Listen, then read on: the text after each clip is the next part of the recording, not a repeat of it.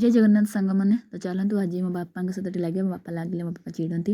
रागती तो बापा आज गल करी और सहित चलते कौन कौन तैयारी कर देखिए तो ये बापा बस बापा साथ लगे बापा चिड़ती बोले बापा मुंडे हाथ मारे देखिए बापा कौन कहते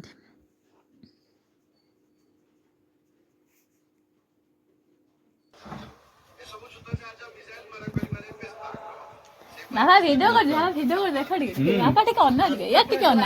टिके अन्ना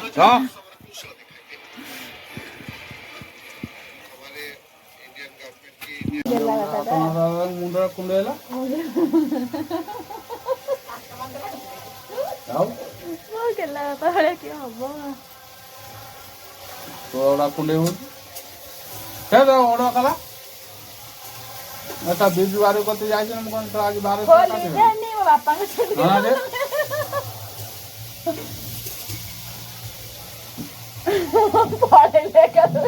बापा सहित गला तो आसीगली टे बरा बनवाई तो कि बरा बनाऊँ देखो मु आलू को ग्रीटर करने ग्रीट करने सहित पियाज को चुन चुन कर काटने ये भुसंगा पत्र भी काटने अदा अदा को रखी छेची ने और हमारे कंचा लंका को भी चुन चुन कर काटने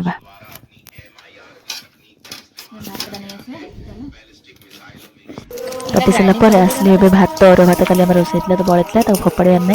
तो अरुआ भात को ए लुण और हलदी पकईक चकटी ने आप चाहिए चकटी पारे आ चकटा को टाइम लगे जेहेतु तो से मुझे नहीं गली ग्राइंडिंग कर आने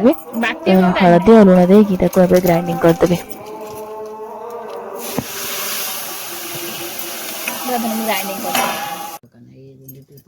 ग्राइंडिंग कर आनी पकईने अदा लगे पकईली लंका गुंड तापर आमर पड़ो पियाज यहाँ सब काटिक रखी और छेची रखी अदा तो पकईने देखुं भुसंगा पत्र तापर हूँ कंचा लंका चाहिए पकई पारे मुझे कंचा लंका काटिक रखी कि मो बाबा खाती बोली पकईलिनी तो आप चाहिए पकई पारे और सहित आपंकर ए मिसेबे बेसन ना सुजी तो जेहेतु मो सुजी नाला मुझे कौन कल बेसन को मिसई नेली अल्प खाली छाट दरकार माने बेसी दरकार नहीं जेहेतु चाउलटा टिके पानी मर हो गला अल्प टिके दरकार है बेसन बेसन को गोल सारापर ए तेल गरम कर रखा कढ़े छाणी ना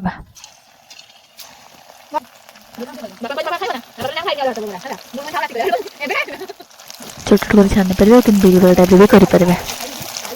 आकार भी देपारे जो तुम बाबा ए खाइबे तो पकुड़ी टाइप करनेली देखो तो सुंदर लाल पड़ी आसला काढ़ा दीपट को भल भाव में क्रिस्पी करने देखो पूरा बढ़िया से क्रिस्पी हो जाए तो ये आम काढ़ी ना और आपण मैंने भी करके खाते केमी लगे मत निश्चित कमेंट करेंगे तो खाई सारा आसीगल आम टे दी भाई भौणी आसलु बजार दी भौणी बजार आसला खाया डाली बरा आलू को खाई ना तो रही देखा आगामी वीडियो थैंक यू।